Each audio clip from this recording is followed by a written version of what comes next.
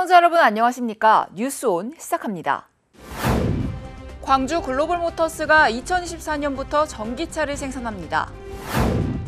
대전시가 대전의 관광시설을 반값 할인가로 즐길 수 있는 가을 여행 상품을 마련했습니다. 대구시와 한국가스공사가 프로농구단 연고지 협약을 체결했습니다. 평창군이 민선 8기 출범 첫 추가 경정 예산안을 7,287억 원으로 편성했습니다. 금호타이어가 경영난에 이어 노사 갈등까지 깊어지며 난항을 겪고 있습니다. 연일 이어지던 늦더위 끝에 기온이 뚝 떨어지며 깜짝 놀라신 분들 많으실 텐데요. 당분간은 낮밤의 기온차도 10도 이상씩 난다고 합니다. 갑자기 변한 날씨의 원인과 한절기 주의할 점 등을 알려드립니다. 한낮 시간대 광주 서구의 한 번화가. 거리 곳곳에 긴팔 차림으로 겉옷을 껴입거나 들고 있는 행인들이 눈에 띕니다. 어제는 너무 더워서 오늘은 어떨지 많이 보고 왔는데 아침에 너무 쌀쌀해서 놀래가지고 급하게 긴팔을 꺼내 입었습니다. 지난 16에서 17일 폭염특보가 내려지며 늦더위가 찾아왔던 광주 전남의 날씨가 급변했습니다. 폭염특보 해제 이후 오늘 광주의 아침 기온은 전날 대비 최대 11도, 낮 기온은 1에서 8도가량 떨어졌습니다.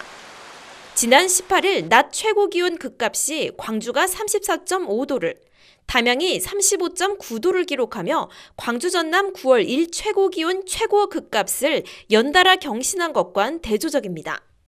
이상 고온 현상은 태풍이 지나간 뒤 북서쪽의 찬 공기가 하강하면서 사라지고 당분간 아침은 쌀쌀하겠습니다.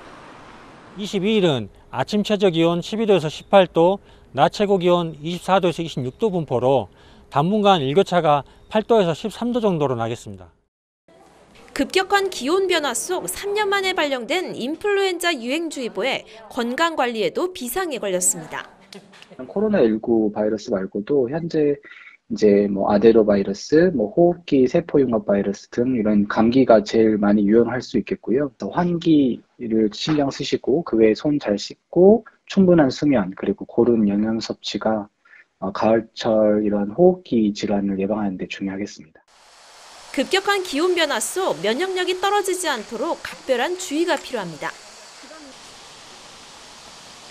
광주 글로벌모터스가 2024년부터 전기차를 생산합니다. 현대자동차의 경영 SUV인 캐스퍼 양산 1년 만에 4만 5천 대 생산을 돌파한 가운데 추가로 전기차 생산이 확정되면서 광주형 일자리가 더욱 활력을 얻을 전망입니다. 광주형 일자리인 광주 글로벌모터스가 2024년 전기차 생산에 들어갑니다. 현재 생산 중인 현대 캐스퍼의 전기차 생산 라인을 내년에 준비해 2024년 하반기 전기차 양산에 돌입한다는 계획입니다. 제2의 도약은 우리 광주 글로벌모터스는 캐스퍼가 이제는 전기차로 전환을 해야겠다는 그런 선언을 여러분께 하고자 한 것입니다. 광주 글로벌모터스는 공장 건립 당시부터 전기차 생산 라인을 추가로 갖출 수 있도록 설계 등 준비를 해왔습니다. 자동차 위탁 생산 전문 기업인 만큼 기존 내연기관 자동차와 함께 미래 자동차 시장의 대세가 될 친환경 자동차 생산을 대비하기 위해서입니다. 현대와의 협의를 마무리하고 내년에 전기차 생산 설비 공사를 마치면 2024년엔 시험 생산을 거쳐 하반기부터 양산을 시작합니다. 생산 라인이 늘어나면 내년 하반기 추가 인력을 채용해 2교대 생산도 가시화될 전망입니다.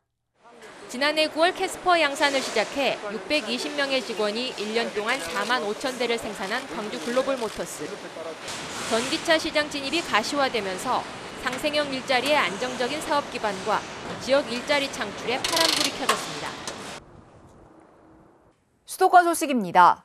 마포구는 질 높은 아이 돌봄 환경을 구축하기 위한 다양한 시도를 하고 있습니다. 2023년에는 마포형 어린이집을 개관할 예정인데요. 이 시범 사업에 대한 설명회를 개최했습니다. 지난 16일 구청 시청각실에서 2023년 마포형 어린이집 시범 사업 설명회가 열렸습니다. 이날 설명회에는 마포구 민간 및 가정어린이집 원장과 관계자 등 70여 명이 참석했습니다. 보육교직원의 처우 개선, 특화 프로그램 운영, 아동인권 존중, 안심 보육 환경 조성 등의 세부 과제를 설명하고 질의응답 시간을 가졌습니다. 마포구는 내년부터 시범 운영될 마포형 어린이집 사업이 민간 보육의 경쟁력을 한층 높이는 데 기여할 것으로 기대한다며 아이 키우기 좋은 마포구로 거듭나길 바란다고 밝혔습니다. 음악과 낭만이 있는 곳, 마포구에는 다양한 버스킹 축제가 있습니다. 그중 홍문관 축제는 2016년부터 이어진 마포구 고유의 행사인데요. 마포역 인근에서 개최해 도화동 골목에 활기를 더했습니다. 홍대로, 문화로, 관광으로의 줄임말인 홍문관 행사는 2016년부터 이어져 온 골목상권 버스킹 행사입니다. 이번 행사는 지난 16일 마포역 주민쉼터 앞에서 우리 함께 노래합시다라는 이름으로 열렸습니다. 마술마임 퍼포먼스, 크로스오버 바이올린 공연, 샌드아트 및 K-팝 댄스 무대 등 다양한 공연이 펼쳐졌습니다. 또한 구청장과 함께하는 셀카 이벤트도 열려 마포구와 주민이 함께 소통하는 기회도 가졌습니다. 앞으로도 마포구는 다양한 문화 행사를 개최해 지역 골목 경제 활성화와 문화 관광 분위기 조성에 힘쓸 예정입니다. 이어서 광역시 소식입니다. 대전시가 대전의 대표적인 관광시설을 반값 할인가로 즐길 수 있는 가을 여행 상품을 마련했습니다. 대전시와 대전관광공사가 지역의 대표 유료 관광시설을 결합한 대전에 반할 초특가 관광 결합 상품 4종을 출시했습니다. 초특가 할인 프로모션은 대전 오월드와 대전 아쿠아리움 자유이용권, 대전 오월드 자유이용권과 엑스포 아쿠아리움 입장권, 대전 오월드 자유이용권과 대전 트래블 라운지 체험권, 엑스포 아쿠아리움 입장권과 디아트 스페이스 193 입장권을 결합한 상품으로 진행하며 각각 50% 할인된 가격에 판매합니다. 반값 할인 결합 상품은 네이버 스마트 스토어, 네이버 쇼핑 지구촌 세계일주 검색을 통해 오는 9월 30일까지 한정 수량 선착순으로 판매하고 구입한 입장권은 11월 30일까지 사용할 수 있으며 환불도 가능합니다. 한편 이번 반값 할인 결합 상품은 가족, 연인, 친구 단위의 소규모 여행객들에게 큰 호응을 얻을 것으로 기대됩니다. 대전시가 다양한 청년 정책과 지원 사업을 한눈에 확인해 볼 수 있는 대전 청년 포털 홈페이지를 새롭게 구축했습니다. 대전시가 일자리, 주거, 복지, 문화 등 다양한 분야의 청년 정책과 지원 사업을 하나의 홈페이지에 담은 대전 청년 포털 홈페이지 운영을 시작했습니다. 이번에 새롭게 문을 연 대전 청년 포털은 채용과 취업 지원, 청년 월세 지원, 청년 하우스, 청년 희망 통장, 대청넷 등 대전시에서 추진하고 있는 67개의 청년 정책을 안내하고 있으며 청년 정책 제안, 의견 수렴 등 소통을 위한 이용자 중심의 공간도 마련했습니다.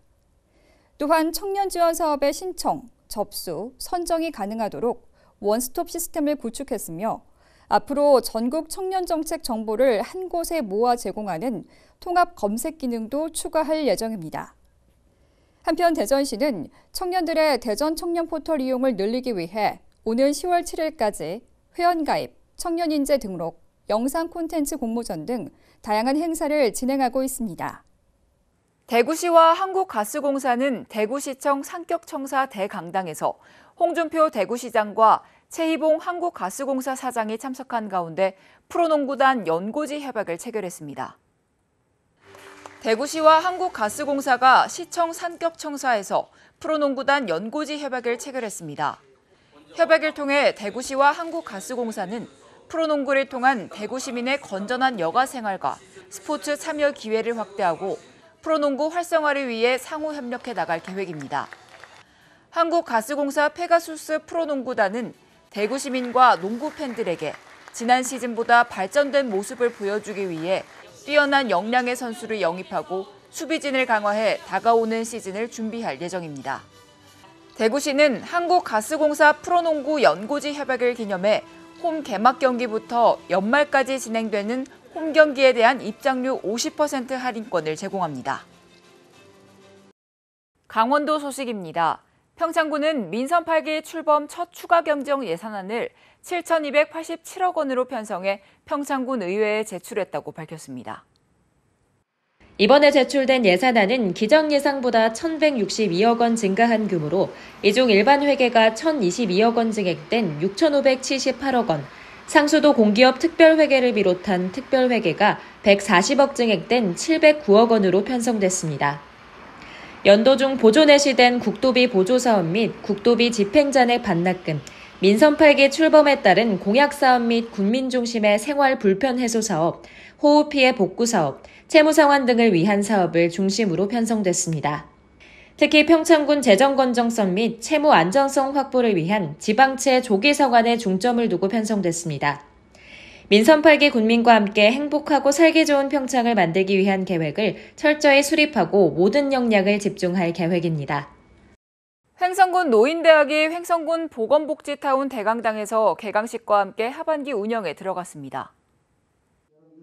횡성군 노인대학은 9월부터 12월까지 주 1회 대면 방식으로 열리는데요. 45명의 지역 어르신이 참가한 가운데 건강 강좌, 교양 강좌, 노래 교실 등의 프로그램이 운영됩니다.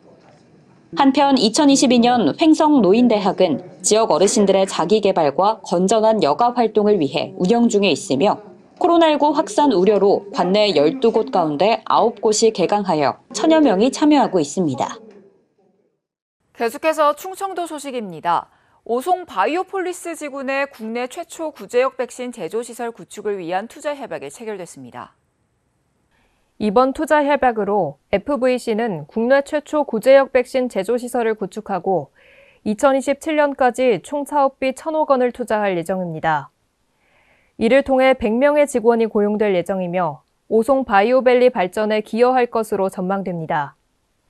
김영환 지사는 오송 바이오밸리에 국내 최초 구제역 백신 제조시설을 건립함으로써 가축 백신 산업과 바이오 산업 발전 등에 앞장서 달라며 충북 오송이 바이오 산업 선도 도시로 한 단계 발전할 것으로 기대된다고 말했습니다.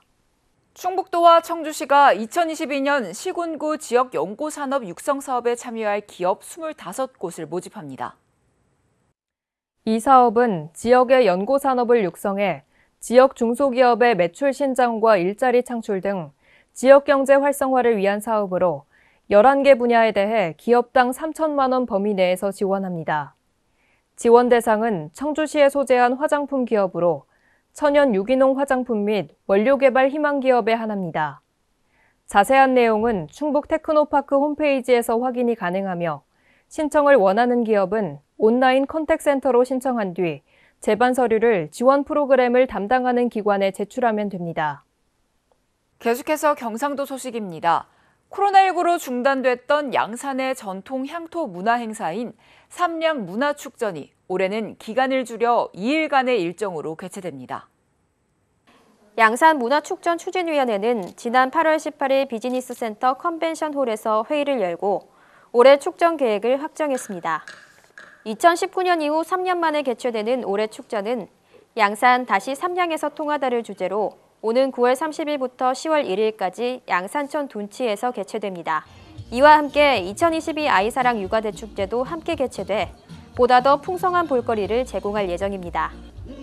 한자녀 덕악기 운동연합 양산지부와 아이 낳기 좋은 세상 양산시 운동본부가 주관하는 이번 축제는 다양한 프로그램을 통해 출산 장려와 육아 친화 도시 분위기를 조성하는 데 기여할 것으로 기대를 모으고 있습니다.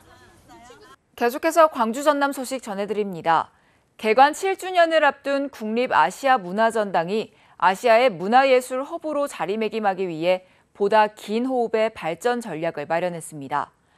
광주정신 등 아시아의 가치를 폭넓게 공유할 뿐 아니라 지역 관람객들과의 소통도 강화한다는 계획입니다.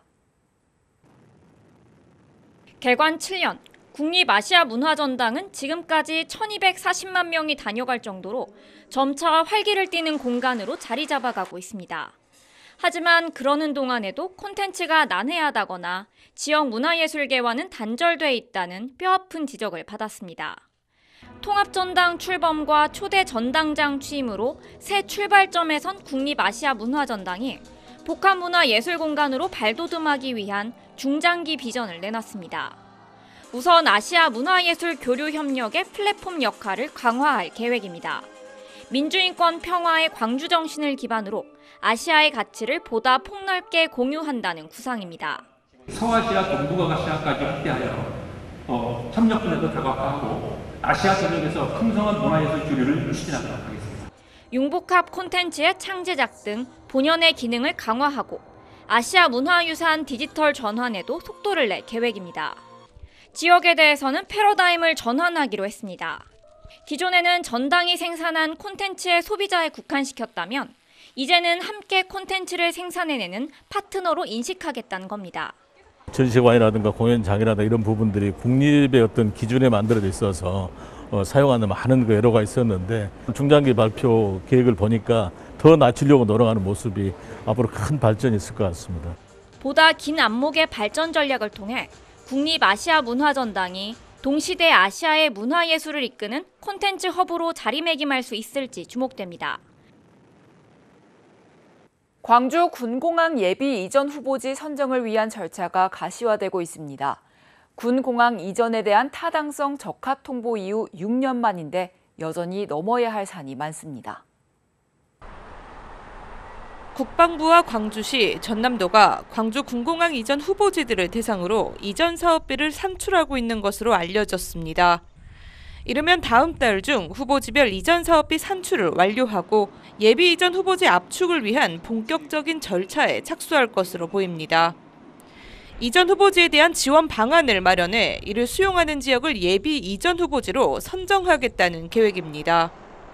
지난 2016년 광주 군공항 이전에 대한 타당성 조사에서 적합 통보를 받은 이후 6년 만으로 그간 후보지 선정을 위한 절차도 밟지 못한 상황에서 그나마 한 걸음 나아간 겁니다. 구체적인 어떤 근거를 지자체도 갖게 되기 때문에 진전돼 가고 있는 방향이다라고 생각을 합니다. 기존의 절차에 따라서 진행을 해야 되는 거고요. 그 다음에 또 법적인 뒷받침은 뒷받침대로 해야 된다. 문제는 이전 후보지의 반발, 그리고 마땅히 이뤄져야 할 보상 절차입니다. 지난 2017년 광주시가 국방부의 예비 이전 후보지를 선정해달라고 요청한 지역은 전남 무안과 해남, 신안, 영암 등 모두 4곳. 국방부는 당시 군사 작전성 검토 등을 통해 신안은 제외시키고 고흥을 추가 후보지로 포함시켰습니다. 당시 이전 후보지들의 거센 반발로 사실상 현재까지 교착 상태가 이어져 왔습니다. 이전 사업비도 현 군공항 부지 개발만으로는 어려워 국비 지원을 위한 법 제정이나 개정도 필요합니다. 저희들 입장에서는 지원 사업이라든가 아니면 그 국비 투입 이런 문제, 국가가 주도적으로 해야 된다는 논리를 만들려고 하는 중이죠. 군공항 이전을 위한 첫 단추가 어렵게 끼워진 만큼 속도감 있는 추진을 위해선 정부의 국가사업화 공약부터 이행돼야 한다는 지적입니다.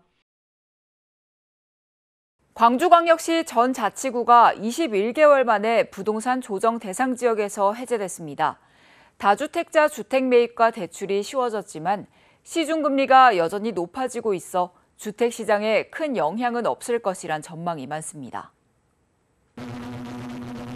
광주광역시 5개 자치구가 조정 대상 지역으로 지정된 것은 지난 2020년 12월. 조정 대상 지역 지정 뒤에도 지난 7월까지 광주 아파트 시장은 꾸준한 상승세를 이어왔습니다.